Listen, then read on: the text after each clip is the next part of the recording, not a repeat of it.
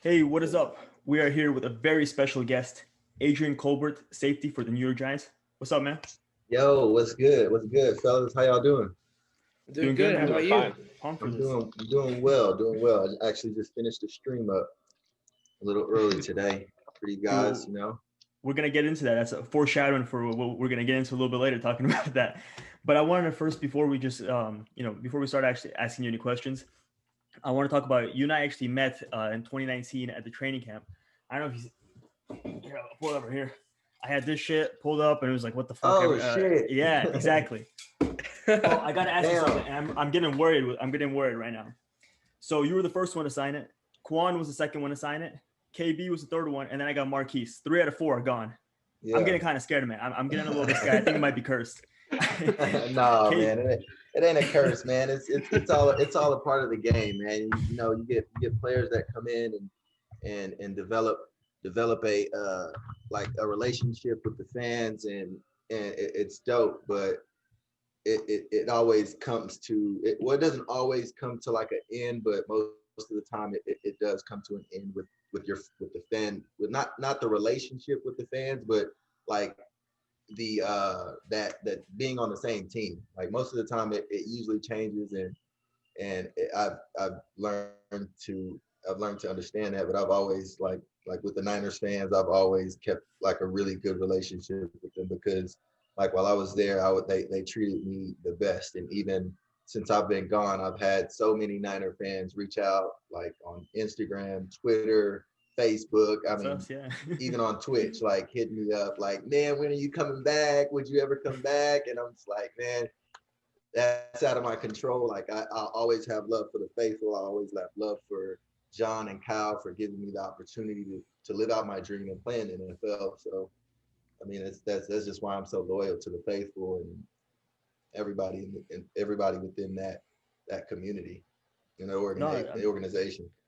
I can vouch for that's I can that's vouch sick, for the man. faithful. We love you. Hey man, I I, love me y'all too, too, man.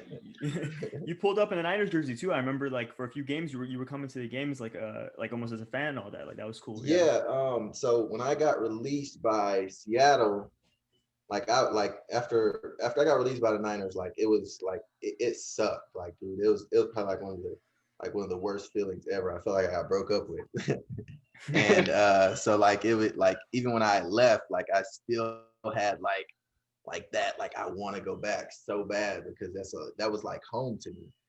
And so like when I got released by the Seahawks before they went to play the Browns, I had the weekend off, and like the girl I was with at the time lived in LA. So I was just like, damn, the Niners playing the Rams, so fuck it, I'm gonna go to the game. So I went to the game, and I was rocking my cousin's jersey that I had The for quite Keys a while at jersey. the time. Yeah. So I went That's to the game, kicked it with some fans, tailgated, did the whole nine. It was dope. It was crazy. Like it was my first time tailgating, and it was the first time like a lot of the Niners faithful got to like meet me in person. So it was dope. No, there's just a whole vibe around that whole season last year. It was just sick. Yeah. And then, I mean, I saw that. I think I saw it on Snapchat. I was like, man, that's just sick. That's a guy who, like, I mean, you'll go on and do your other, your thing, maybe with New York, I don't know, with whatever team, but you'll forever, Niners fans are always going to be remembered. Adrian Colbert, that's the guy. 17, 18, you were balling out with the Niners. Yeah. Yeah. So, what I wanted to get into, the first question I had was kind of it's very interesting for me because usually in the media and stuff like that, when they talk about the draft and like the pre-draft evaluations and where players are going to go, it's always usually like first and second round picks. Like, you never hear the perspective of someone who's a later round. So I kind of wanted to know, like, did you know you were going to go to the Niners? Like, was there some signal that you like Bro, I had no during clue. interviews or anything like that? No Did you know clue. where you were going to get drafted or anything like that? Like, No, like I honestly, like I was fully like in my mind, I was going to Seattle, like because I went on visits there. I talked to the GM. I talked to like the head scouts of the team. Like it was either Seattle or Kansas City is where I was gonna go. Like that was like in my head. That's where I was going. And my agent at the time, he was like, "Yeah, I got a really good tip off from John Snyder, who's the GM of the Seattle Seahawks."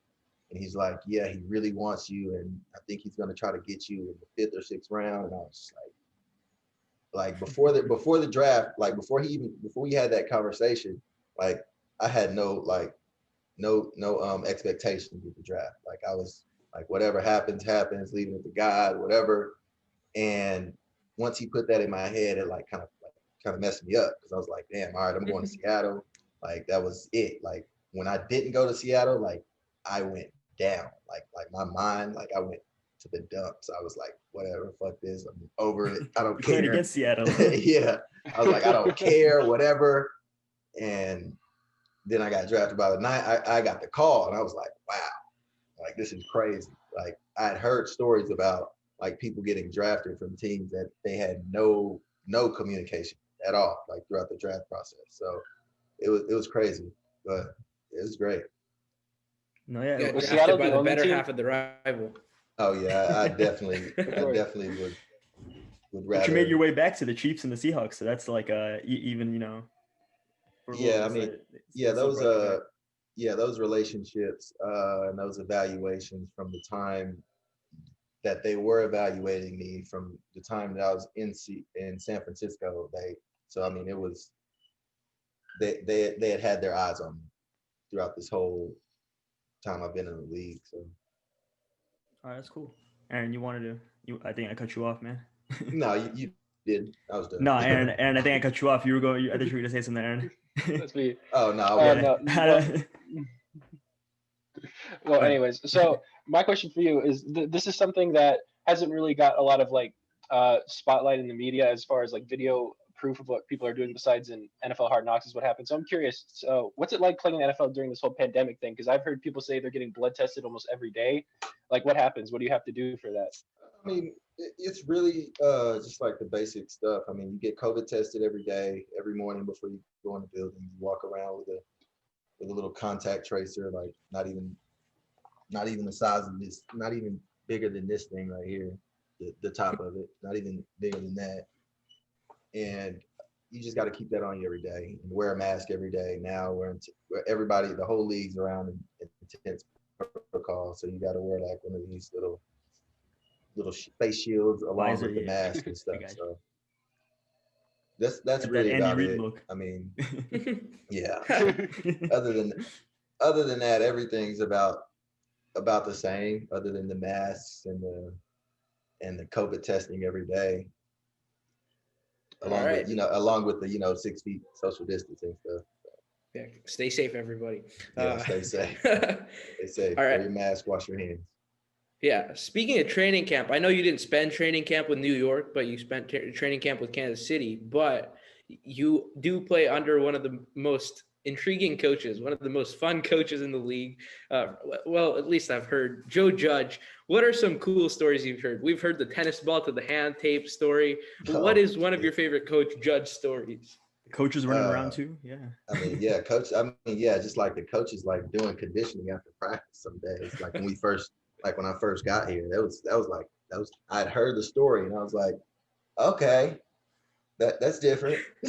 That's different. Like the first week we didn't do it, but the second week when I was here, I was like, after like our Wednesday practice, I want to say, I'm like, all right, everybody, line up. Like, what? I was done. Everybody lines up, like everybody lined up and was running, even Coach Joe. And that was really like dope to me because like you have a coach who isn't out there to run and like grind like everybody else is doing, other than like preparing us for games, but he's out there putting in the same work that the players are putting in, which is dope. It's encouraging, and it's like you want to play for a guy like that.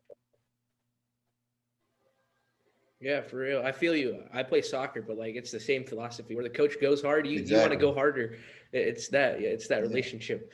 So another story. We don't want you to get in trouble or anything, so reveal as much as you can. There's been a report that Joe Judge got in a fight with the offensive line coach. Yeah, I don't know nothing about that. That's probably the safe thing to say. Yeah. All right. Yeah. That. No comment. We're just here so we won't get fined. Next question. No, but if he did fight him, that's fucking crazy because the dude's like 6'5" or something, right? He's like reported to be a big dude. That's respect to Joe Judge. That it turned out to be true. All right. let's get into some rapid fire questions, right? Or did you want to say? I think you had another question. I mean, if you Yeah, wanted to say I that wanted one. to ask you about one of my personal favorite Adrian Colbert plays is when you forced the DeAndre Hopkins fumble in the fourth quarter. You know, that on that 5-game win streak, that was really hype. What's your personal favorite? Damn, my personal favorite. Oh man, that's tough. That's really tough.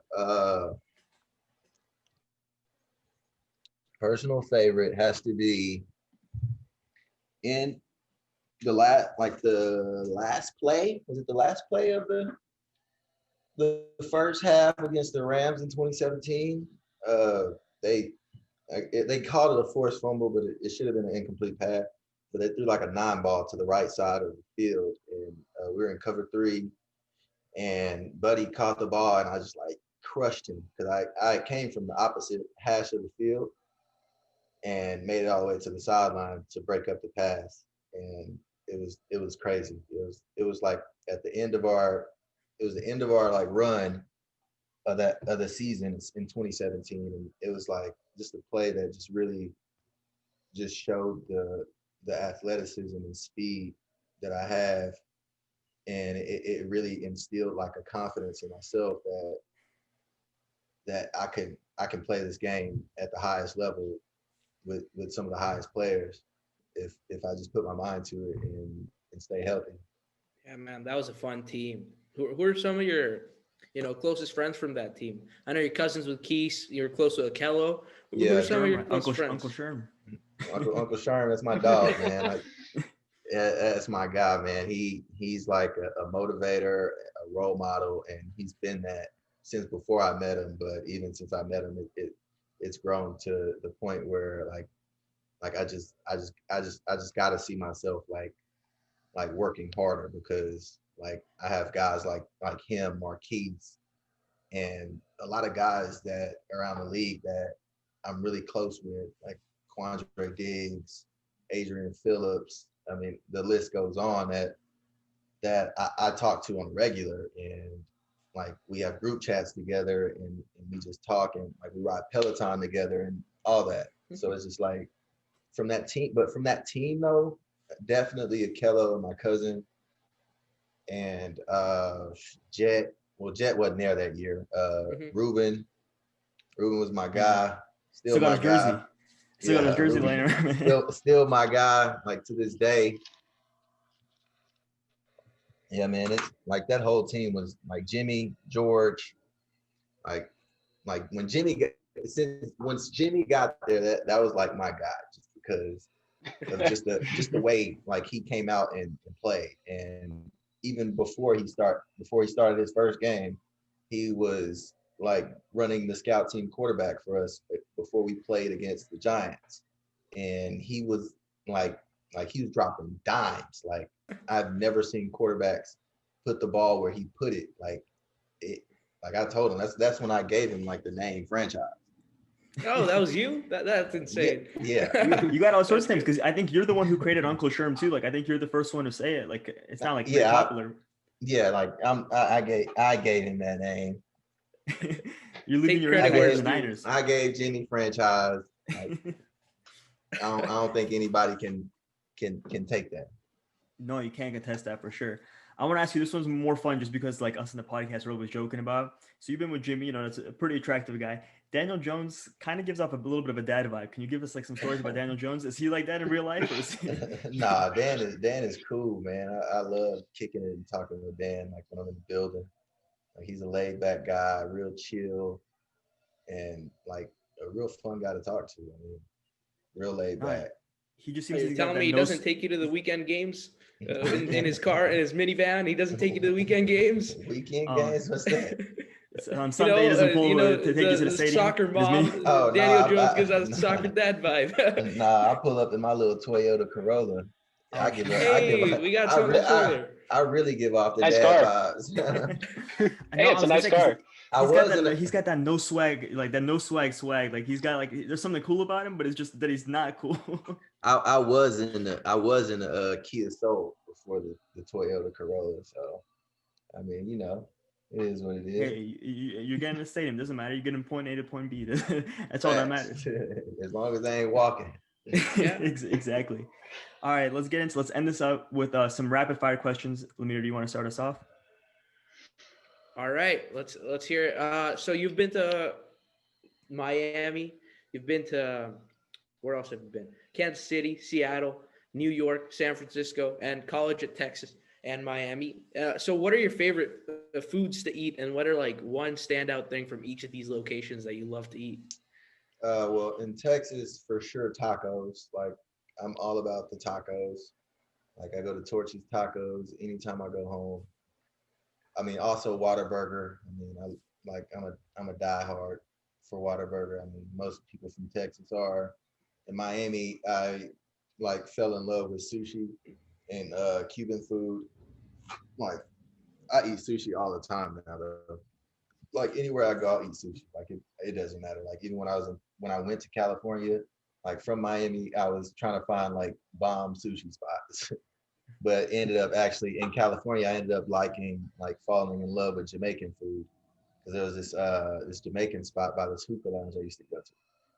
And where else? New York, I've recently had some baked oven pizza that has been fire. I actually had it this weekend. It was fire. And so now I know why people talk about like New York, New Jersey pizza and stuff like that. Where else have I been? Kansas City. I didn't eat much in Kansas City. I think I ate Chipotle for the 10 days I was there. Hey, Chipotle is the No best. cap. So we'll just say Kansas City Chipotle that's the best Chipotle in the country. Yes.